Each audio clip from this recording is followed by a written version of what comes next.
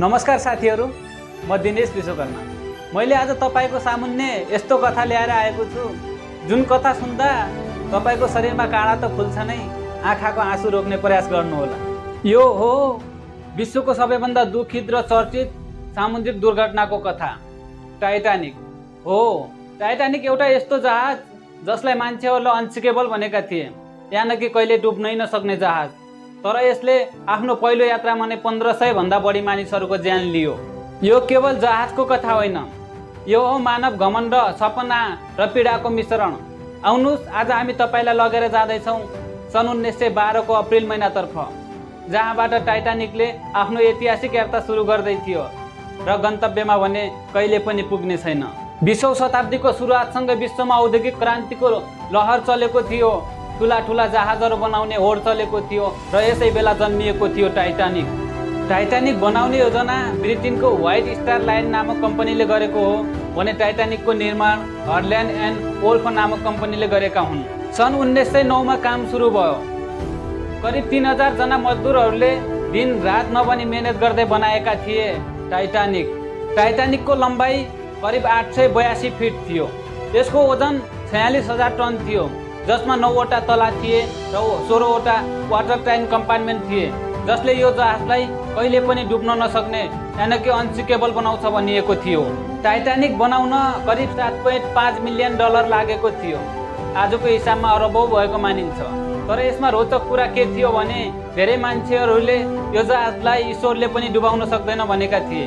तर कसलाई थाहा थियो र यही मानवीय घमण्ड एक दिन विनाशको कारण बन्नेछ भनेर। टाइटानिक एक जहाज मात्रै थियो न, यो त घुम्दो फिर्दो महल जस्तै थियो। विश्वका धनी र प्रतिष्ठित व्यक्तिहरूको सपनाको यात्रा स्थल थियो टाइटानिक। यो जहाजमा 3वटा श्रेणी थिए, प्रथम, दोस्रो र तृतीय। प्रथम श्रेणीको भव्यता साँच्चीकै अविश्वसनीय थियो। त्यो बेलाको लग्जरी होटलहरूमा पनि यस्तो सुविधा सजिलै प्राप्त हुँदैन थियो। टाइटानिकलाई त्यो बेलाको प्रविधिको चमत्कार नै मानिन्थ्यो। टाइटानिकमा 2वटा इन्जिन थिए, एउटा टर्बाइन र 4वटा धुवा छोड्ने चिम्नी थिए, जसले गर्दा टाइटानिकलाई 21 नट अर्थात् 40 किलोमिटरको स्पिडमा चल्न मद्दत गर्थ्यो। तर जसरी बाहिरी सजावटले हाम्रो नजर तान्छ, त्यो भित्रको नियति कसैले देखेको हुँदैन, हो त्यस्तै भयो। टाइटानिकको यो विलासित र यो विशालता केही दिनपछि पीडाको कथा बन्नेछ। सन् 1912 अप्रिल महिनाको 10 तारिक साउथह्याम्पटन, इङ्ल्यान्ड, जहाँ हजारौं मानिसहरू विदाई गर्न र टाइटानिक हेर्न जम्मा भएका थिए। टाइटानिकको पहिलो यात्रा सुरु हुँदै थियो। गन्तव्य थियो न्युयोर्क, अमेरिका, जसको 7 दिनको यात्रा थियो, अप्रिल 10 देखि 17 तारिकसम्मको। जहाजमा करिब 2224 जना मान्छे सवार थिए, जसमा उद्योगपति, व्यापारी, लेखक, कलाकार, बच्चाहरू, प्रवासी र मजदुरहरू पनि सवार थिए। कप्तान एडवर्ड जे स्मिथ व्हाइट स्टार लाइनका अनुभवी कप्तान थिए। उनी टाइटानिकको पहिलो र अन्तिम यात्रा सञ्चालन गर्दै थिए। जब जहाजले बन्दरगाह छोड्यो, यसको विशालता देखेर धेरै यात्रुहरू स्तब्ध थिए। यो यात्रा त एक यात्रा मात्रै थिएन, यो त सपना, सम्भावना, भविष्य र आशाको यात्रा थियो।